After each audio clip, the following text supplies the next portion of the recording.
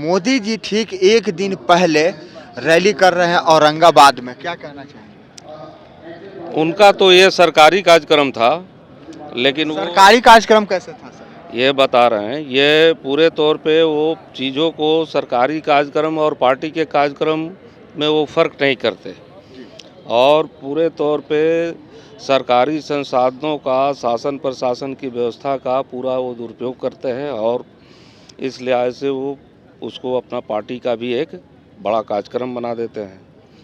तो ये जो है पूरे बिहार में जो जनता पूरे मोदी की तानाशाही जो है, उनका जो संविधान लोकतंत्र पर हमला जो है, उसके खिलाफ बिहार की जनता जो लड़ रही है, तो वो आ रहे हैं अपना ये बात करके, कुछ विकास का ढिढोरा पीटने की बात करके। लेकिन सारे लोग जानते हैं कि पूरे अभी जो यहाँ जाति गणना हुई, आर्थिक सर्वेक्षण हुआ, तो बिहार में जो गरीबी है वो चरम सीमा पर है।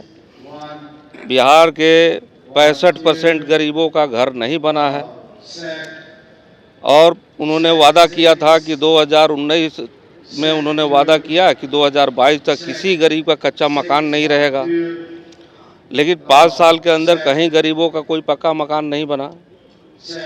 गरीबों को यहाँ कोई काम नहीं मिलता है और पूरे देश से, आज बिहार ही नहीं, आज पूरे देश से लोग बाहर जा रहे हैं। अरब के मुल्कों से लेके दुनिया के कई मुल्कों में जा रहे हैं। इतनी शर्मनाक स्थिति तो कभी भी देश की नहीं बनी थी और खुद आप देख रहे हैं कि इजराइल में यहाँ से लाखों लाख मजदूरों को फिलिस्तीन में भेजा जा रहा है, जहाँ युद्ध चल रहा है। तो ये पूरे यहाँ के मजदूरों को मारने का एक तरह से साजिश है और पूरे तौर पे कोई रोज़गार नहीं है। तब तो लोग पूरे देश के कोने कोने से लेकर के अब आपको विदेशों में भी जा रहे हैं। तो ये पूरी स्थिति उन्होंने देश की बना दी है। गरीबों के लिए कहीं कोई उनकी व्यवस्था नहीं है और विकास के नाम पर जो कर रहे हैं वो कॉरपोरेट के लिए कर रहे हैं, बड़ी कंपनियों के लिए कर रहे हैं, कंपनी राज चला रहे हैं। और जनता अगर कोई आंदोलन कर रही है, यदि छात्र जुआ रोजगार की बात कर रहे हैं तो उन पर लाठियाँ चल रही है। यदि भूमिहीन अपने घर की बात कर रहे हैं तो उनका बने से बना हुआ घर जो है उस पर बुलडोजर चल रहा है।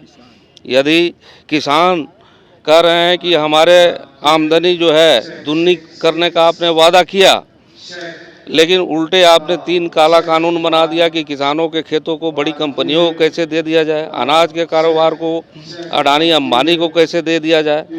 तो ये तमाम किसान हों, मजदूर हों, छात्र जुआ हों या जो भी लोकतांत्रिक लोग हैं, चाहे वो पत्रकार हों, वकील हों या कोई भी शोध संस्थान वाले लोग हों, तमाम लोग यदि कोई बात सही सही बोल रहे हैं तो उन पर तरह तरह की प्रताड़ना हो रही है, उनके अधिकारों को ख़त्म किया जा रहा है।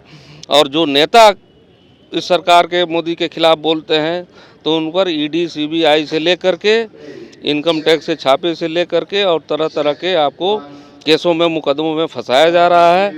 तो ये काम उनका चल रहा है और पूरी ये जनता के ऊपर वो लगातार हमले कर रहे हैं, पूरी उनकी तानाशाही चल रही है। तो इसके खिलाफ पूरे बिहार की जनता जो है वो खड़ी हो गई है और मोदी को यहाँ से हटाएगी, पूरे देश से हटाएगी।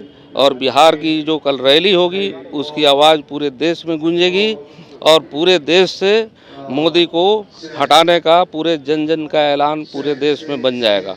महागठबंधन का सर विधायक जा रहे हैं बीजेपी में, बात तो आपको कहे कि वो पूरा दमन का उनका शासन है, तमाम दमनकारी कानून नियम वो बनाते रहे हैं और इसके साथ साथ आपको ईडी सीबीआई के डर से कुछ लोगों को तोड़ रहे हैं।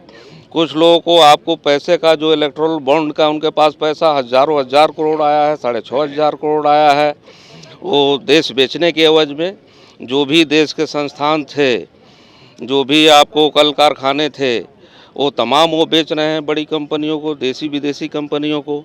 और उसके बदले में जो इलेक्टोरल बॉन्ड के नाम पर उनको पैसा मिल रहा है, तो उस पैसे से वो विधायकों की खरीद फरोख्त करने से लेके तमाम इस तरह के काम कर रहे हैं।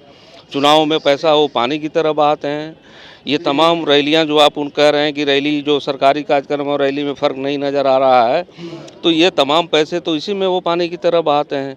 तो ये विधायकों को तोड़ने या आपको कोई इस ढंग का कोई ईडी सीबीआई चलावें, किसी को जेल दें, इससे आपको जनता जो है उस पर असर नहीं होने वाला है और जनता उनकी असलियत को जान गई है और उनके खिलाफ जनता जो है वो लड़ रही है और ये तानाशाही उनकी जो है वो ख़त्म होना है।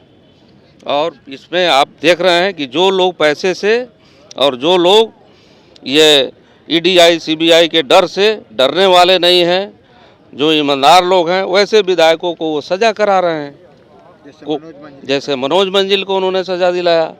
तो ये सब भी काम वो कर रहे हैं, लेकिन इसका कोई असर नहीं होगा और जनता उनके तमाम तानाशाही को देख रही है और इसका जवाब देने के लिए पूरे बिहार के लोग आ रहे हैं गांधी मैदान। कह रहे हैं सर कि 400 पार हो जाएगा इस बार।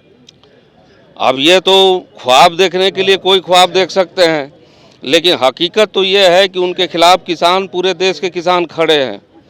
पूरा देख रहे हैं कि दिल्ली बॉर्डर पर आंदोलन अभी भी चल रहा है, आप देख ही रहे हैं। वहाँ वो गोली चला रहे हैं किसानों पर, किसानों की हत्या कर रहे हैं। रेलवे में जब छात्र नौकरी की बहाली की मांग करते हैं तो उस पर लाठियाँ चलती है, गोलियाँ चल रही है। ये छाछ जुआ अभी आपने देखा कि कैसे इसी कारगिल चौक पर तो कि कैसे छाछ जुआ रेलवे में जो लाखों लाख बहालियाँ आती थी वो मात्र 6500 बहालियाँ आई। तो लोगों ने विरोध किया जब छाछ जुआओं ने, तो उन पर कैसे लाठियाँ चलवाए। तो ये जो है उनका छात्रों के खिलाफ भी उनका ये कार्रवाई है, मजदूरों के खिलाफ भी कार्रवाई है, किसानों के खिलाफ कार्रवाई है।